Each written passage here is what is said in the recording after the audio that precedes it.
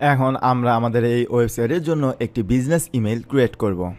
এখন এটি ক্রিয়েট করার জন্য ফার্স্টে আমি চলে যাব আমাদের cPanel-এ, pilotcoupon.com/cpanel। এখন আমাদেরকে আইডি পাসওয়ার্ড দেওয়া লাগবে। এখন আমি জাস্ট সিম্পলি ইউজার নেম এবং পাসওয়ার্ড দিয়ে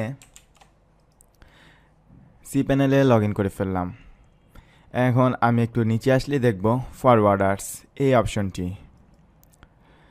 এখন এখান থেকে আমি চুজ করব পাইলট কুপন, এই ডোমেইন, তারপর অ্যাড ফরওয়ার্ডারে আমি এখানে ইমেলের একটা নাম দিব। লেটস আমি ইমেলটি ক্রিয়েট করতে চাই support@pilotcoupon.com, এই নামে একটা ইমেইল অ্যাকাউন্ট ক্রিয়েট করতে চাই, মানে বিজনেস ইমেইল হিসাবে। তাহলে এখানে আমি জাস্ট সিম্পলি সাপোর্ট লিখব, তারপর ডোমেইন pilotcoupon.com, এটা ঠিক আছে। তারপর ডেস্টিনেশন, মানে এখানে আমরা যেই ইমেল অ্যাড্রেস, আমাদের যে পার্সোনাল ইমেল অ্যাড্রেসে আমরা ইমেল রিসিভ করতে চাই, সেই ইমেল অ্যাড্রেসটি আমরা এখানে লিখব। লেটস আমার এই ক্ষেত্রে আমি এখানে লিখে দিলাম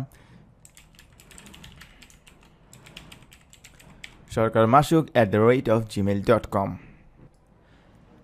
এখন আমি যদি অ্যাড ফরওয়ার্ডার এখানে ক্লিক করি, তাহলে আমি দেখতে পাচ্ছি support@pilotcoupon.com এই ইমেল অ্যাড্রেসটি তৈরি হয়ে গিয়েছে, এবং এই ইমেলে কেউ যদি ইমেল করে তাহলে সেটি কপি হবে আমাদের এই ইমেল অ্যাড্রেসে। এখানে আমরা তা দেখতে পাচ্ছি। আপনি চেক করে দেখবেন এই ইমেল অ্যাড্রেসে কোনো ইমেল পাঠালে তা আপনার ফরওয়ার্ডার টু আপনার পার্সোনাল যে ইমেল, সেখানে যে ইমেলটি যায় নাকি। যদি যায় তাহলে এভরিথিং ইজ ওকে। সো এভাবে কিন্তু আমরা খুব ইজিলি আমাদের বিজনেস ইমেল অ্যাড্রেস ক্রিয়েট করে ফেলতে পারি।